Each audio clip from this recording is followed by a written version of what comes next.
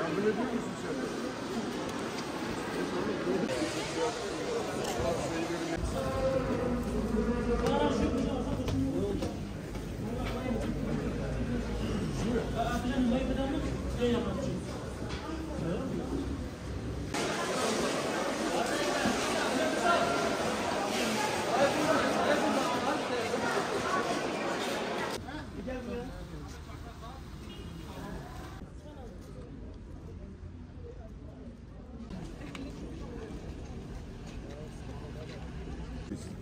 Hazırız efendim.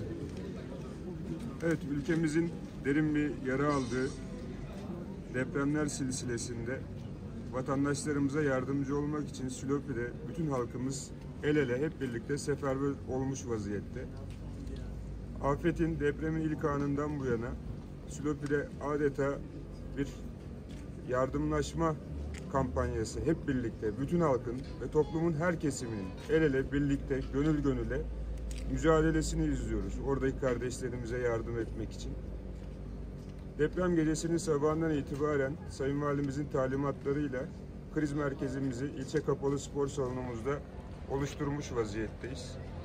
İlk andan şu güne kadar ilçemizden afet bölgelerine sevk edilen toplam tır sayısı 195'i bulmuş vaziyette.